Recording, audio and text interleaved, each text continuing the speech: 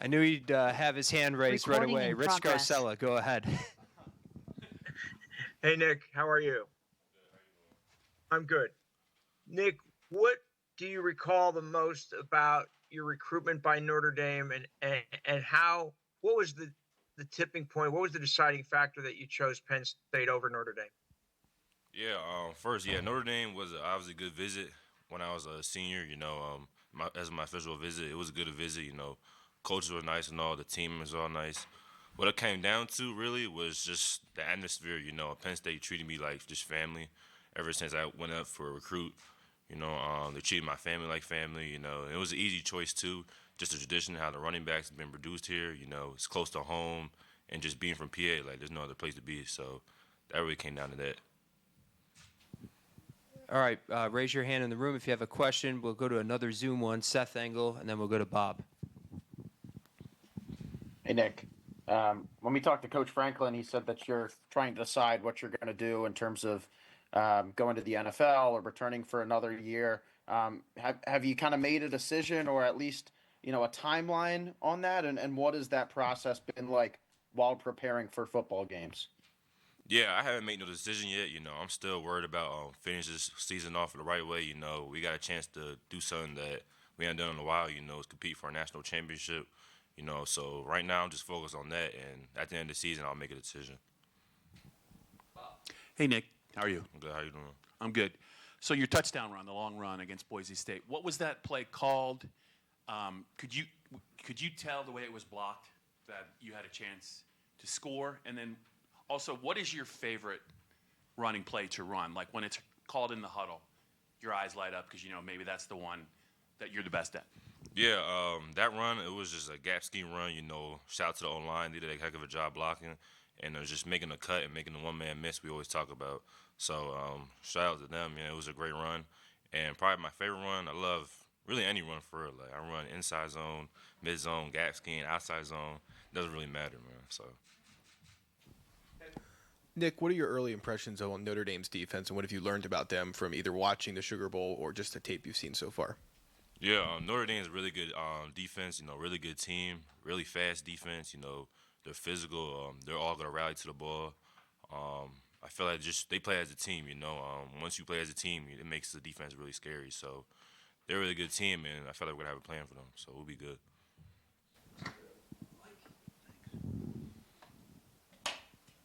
Hey, Nick. Hey, how you doing? I'm good. How are you? I'm good.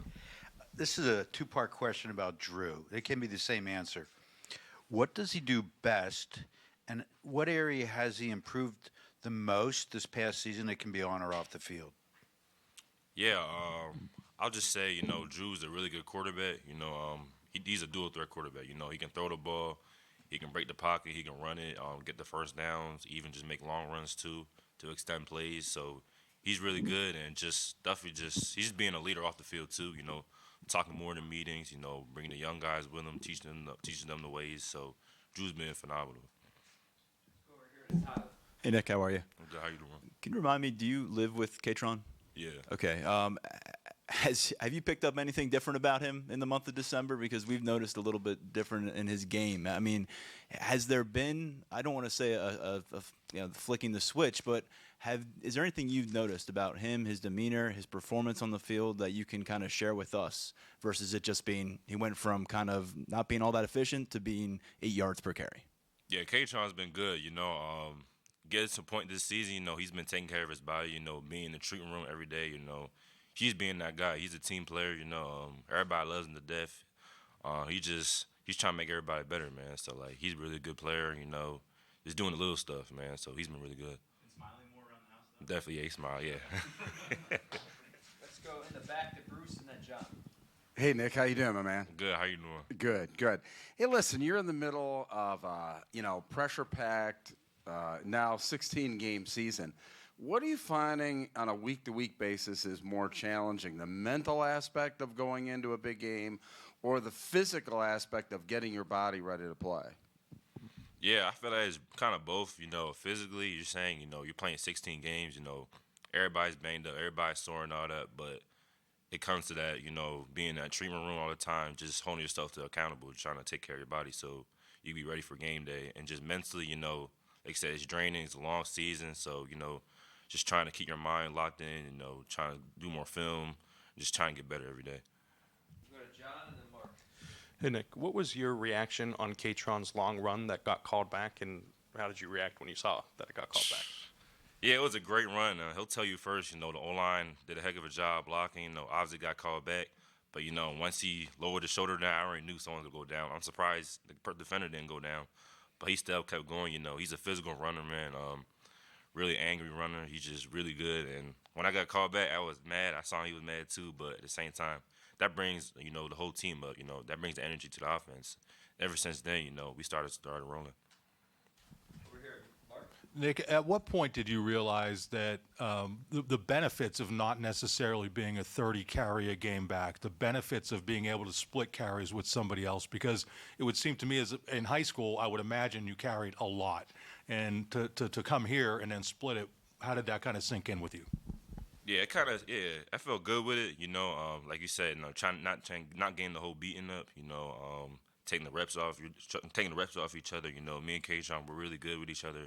You just feel good, just not getting that beating, staying healthy with this long season now. So it's been really good.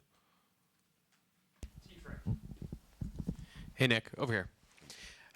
Is there like a positive feedback loop between you and KRON for being each other's lead blocker? Because I imagine if you don't throw a good block, do you wonder if you're going to get one on the next time where you're the runner on the next play? No, there's no real like that. We always gonna make mistakes, that, but just me and him, we're a good relationship. That's my boy. Stuff's gonna happen, but at the same time, we're gonna do what it takes, to make each other really good. He's gonna block for me, I'm gonna block for him. Just being that complimentary teammate. We got some Zoom questions. Let's go to Wogie. Hey, Nick. Coach Franklin said a bit earlier just about your decision process, decision-making process.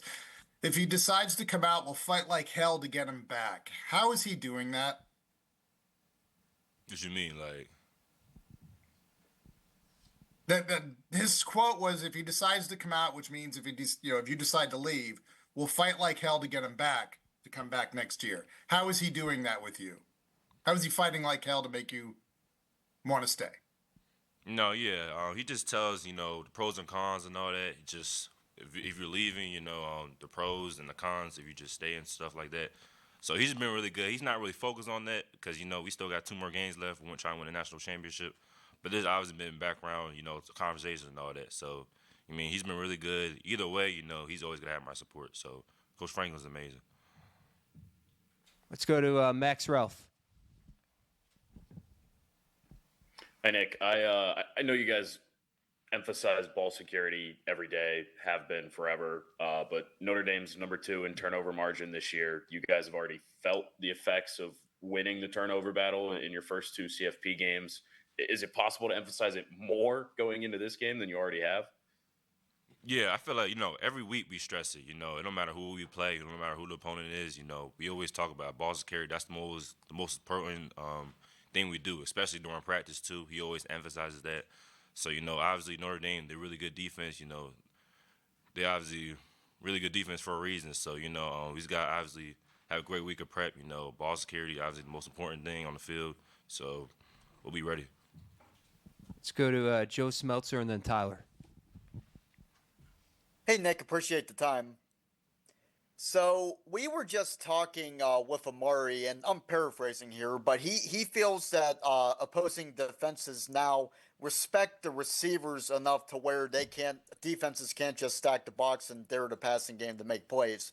What improvements have you seen the receivers make from last season, and how has their progress helped you guys in the run game? Yeah, the receiver's been amazing. Like, all the data they've been talking about through the offseason, that kind of motivated them. So, every week during the offseason, they're outside, working on routes, catching footballs, meeting with the quarterbacks and all that, just working hard. And obviously helps us a lot, too. They're not stacking the box up. Safety's not down. They obviously got to respect the pass because, we got great receivers that can go down the field and catch the ball. So, it's been really good, and we just got to keep it going. Nick, we've talked a lot about the sharing the workload with with KRON over the last few years. I don't know if it's ever come up about, during your recruitment process, was it important to you to find a place where you could be a bell cow? Is this kind of a conversation that won you over since you've gotten to campus? Like, were you a guy who, when you pictured yourself as a college freshman, a college sophomore, you thought 25, 30 touches a game, focal point of an offense? And if that was the case, how did you kind of have to adapt and kind of evolve your expectations of what running back was going to look like for you in college? Yeah, when I first got to college, I didn't know how many carries I'd get because, I was a freshman. I had to work up to that. Then, obviously, the first game of the year, my freshman year, I didn't get as much carries, but at the same time, I came out that game healthy, knowing, the Big Ten, it's a physical league, you're going to be banged up. So, having that load off each other, is obviously good, especially during a long season. So, it's been really good. Any more questions for Nick? Great. Thanks, Nick. Recording stopped.